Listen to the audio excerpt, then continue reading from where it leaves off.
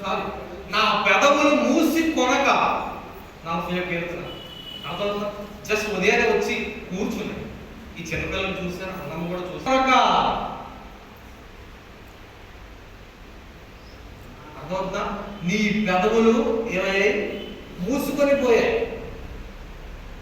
ఆయన నీకు ఎన్నో గొప్ప కార్యాలు చేస్తూ వస్తున్నాడు. అర్థమవుతుందా? ఈ మందిరం ఎలా కట్టబడిందో ఏం చేయాలి? అన్ని జనులకు నువ్వు చెప్పాలి. అర్థమవుతుందా? అర్థమవుతుందా? ఈ మందిరం అలాగే నీ బ్రతుకులో ఏం చేయాలి? చర్చిలో వచ్చి ఏంటి నాకు ఉద్యోగం వచ్చింది అని చర్చిలో చెప్పడం సాక్ష్యం కృతజ్ఞత అయిపోయింది. దాని తప్పు ఏం చెప్పాలి? మూసుకొనకూడదు. ఏం చేయాలి? ఫెవికిక్తో అంటించినట్టు నీ పెదాలను ఏం చేయకూడదు? మూసుకొని ఉంచకూడదు. ఈ కీర్తన ఎన్నోసార్లు చదివాను కానీ ప్రతిసారి ఎన్నిసార్లు చదివినా నీకు నూతనముగా కనిపించే గ్రంథం ఒకటే, అదే పరిశుద్ధ గ్రంథం. అర్థమవుతుందా? ఒక బయట ఎన్నో కవితలు లేకపోతే ఎన్నో నవల్స్ నువ్వు చదివినా ఆల్రెడీ చదివిసినట్టురా అని నీకు ఉంటుంది. కానీ బైబిల్ నువ్వు మళ్ళా చదివినా ఏదో నా కాపురాలు కానీ కొత్తగా అనిపిస్తుంది.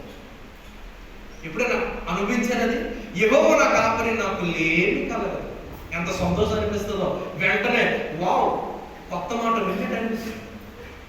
అలా అనిపించాలి. అర్థమవుతుంది? అలా ఎన్నోసార్లు చదివాను లేకపోతే ఎన్నోసార్లు ఆరాధనలో ధ్యానించబడి చాలా ఉన్నాయి. అర్థమవుతుందా?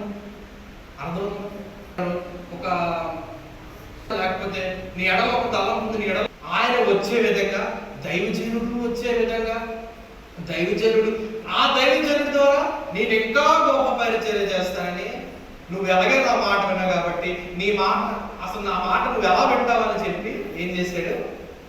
దైవజనుడు ఆశీర్వాదం గారిని మర్యాదగా చాలు, నువ్వు చేసిన పని చాలు, లేకపోతే నువ్వు చేసినంత చాలు, నీ పరిచయం అంతా చాలు, ఇక నుంచి నీ కుమారుడు వాడుకోవాలనుకుంటున్నాను, నీ కుమారుడి మీద నా బహు విస్తారంగా ఉంది.